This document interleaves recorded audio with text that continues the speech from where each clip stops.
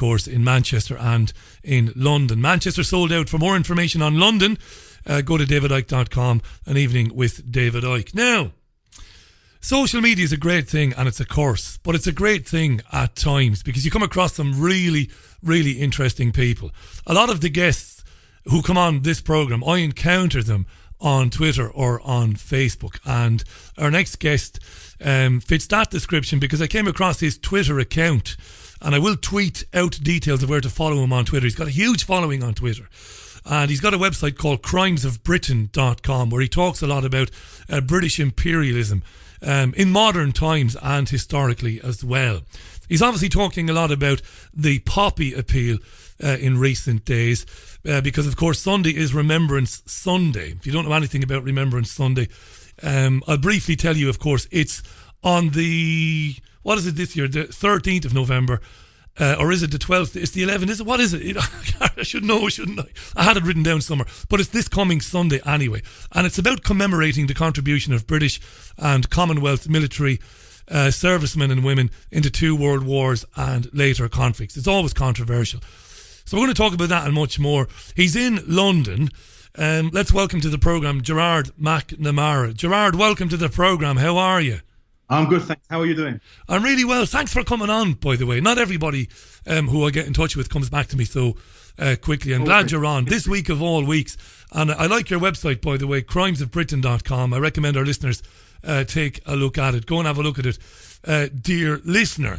You and I are going to find a lot of common ground this evening, Gerard. There's no doubt about that. But we might slightly differ on the issue of the poppy. Okay. I get where you're coming from. You know, Iraq, Afghanistan, Northern Ireland, of course, and elsewhere. But I think this programme, I've been doing this programme 3 years, and I hear from a lot of people. And there would be a lot of people whom would be very much in agreement with you on British imperialism. But when it comes to the poppy, they think of the very senior men, some of them very infirm at this stage of their lives, who were in the Second World War. Very few, if any, I don't think there's anybody left from World War One, and the injuries they sustained and the things they saw and the problems they had.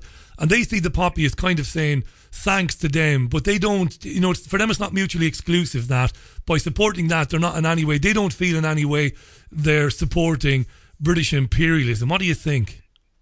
Well, you know, the poppy itself, it's to remember every single British soldier from the First World War onwards. So that includes every other war other than World War I and II.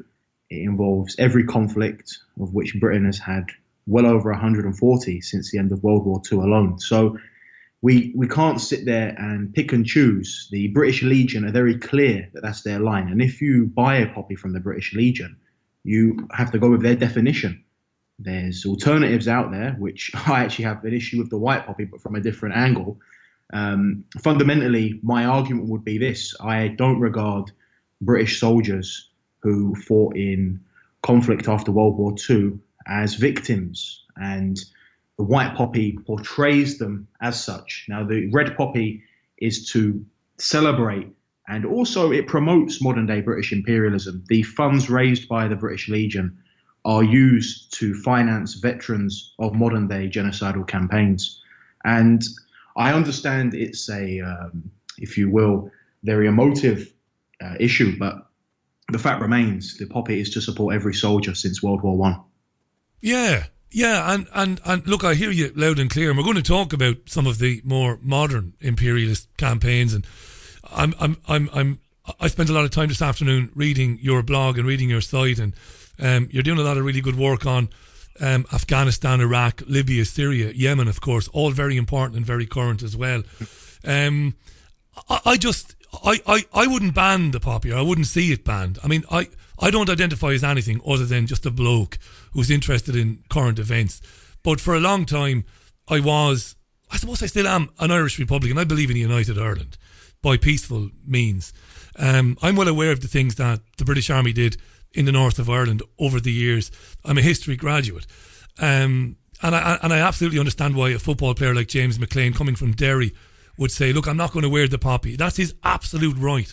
But I also think people have a right to buy the poppy if they believe that it goes some way to giving some comfort to soldiers from the Second World War. Again, men who had no choice in many cases, who saw unspeakable things and were witness to unspeakable things, and sometimes they did very heroic things in battle. I think we can. I think there's room for for both. Do you go along with that?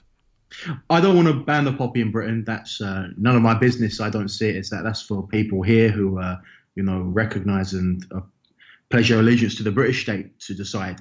James McLean himself stated he would wear a poppy if it was just to commemorate the soldiers from World War I and II. And while people may have this idea in their head, because it's certainly perpetuated by the poppy appeal, it doesn't overtly, and in recent years it's changed a little bit, but overtly they don't say that it's to support every single conflict. They try and make it about World War I and II, because those are seen as just wars in Britain. Yeah. Those are seen as, they're really the only two conflicts where they can pick out. In World War I, obviously people were just starved into fighting in some cases, and in World War II they would promote it as a fight against fascism. Of course, for British elites it was more about clinging onto their empire, but for your ordinary Brit, I would say they went along with that ideal that it was against fascism. Now, the conflicts after that, though, they don't mention them as much, obviously because they cannot justify any of them. I would claim personally, I don't think there's any conflict they can justify other than that, other than World War II, and that's why they use World War II in their campaign so much. Yeah, I would agree with you. And there's a lot of unwritten history about the lead up to both the First and Second World Wars that a lot of people don't know. I would absolutely agree with that. I would echo that. Can we talk just for a minute about soldiers, Gerard? Because, again, as a journalist, and I consider you to be a journalist, we will have covered over the years, the unspeakable things that happen in conflict zones. There's no doubt about that. We spend a lot of time talking on this programme about why certain conflicts happen, who's behind them, and what the agendas are. But on the ground, of course, usually you have young men. And in this country, as well as the United States, you have traditionally often had young men with little else going for them. They get into the army because it's a career, it's a way of getting a few quid, and it's a way of avoiding, unemployment, destitution, poverty, whatever. I think I might have a little bit more sympathy for the man who ends up wearing a uniform than you do, because I think circumstances force people into the army. They don't know what they're getting in for when they join the army. We're often talking about people, not stupid people, not at all, certainly no less intelligent than you or I, but people who are not educated. They get in there, often they're pressured to go in there, and as we've seen in the last 20 years, they're off in some desert in the Middle East before they know where they are, and they're subject to the most appalling, they're being asked to do, pressured to do, forced to do the most appalling and unspeakable things. For me, it's not black and white about soldiers. I get the impression from your website, which is very good, by the way, crimesofbritain.com, folks, check it out, is that you do lay a lot of blame at the individual soldier.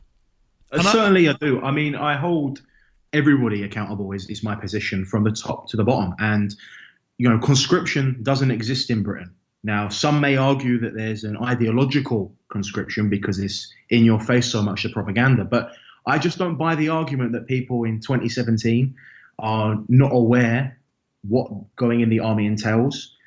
Now, certainly there is propaganda, as I say, but people know right from wrong. They know that murder is wrong. They know that to facilitate the mass looting of a nation is wrong. Theft, this from a very young age. Yeah. So conscription here doesn't exist. And, the argument that people, have no other options, plenty of people in this country are poor.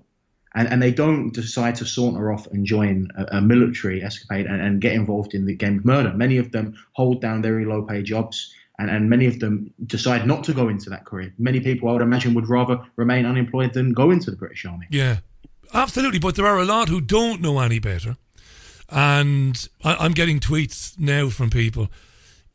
It's an interesting area of research. We're not going to get into it today, but we've seen over the last 20, 25 years, haven't we, Gerard, games consoles, where games that are funded by the military-industrial complex, this is all true. I've spoken to so many people about this, brainwashing very young kids into seeing the army and war as very, very sexy. The poorest of people do end up going into the army There's no doubt about that. Look, you're right, there is no conscription. But we are in a kind of a Hunger Games society. We have been for years, where things have been more and more difficult. Industry has basically disappeared out of the country. And for many young lads who are able-bodied with no education, it's kind of like a last resort for them.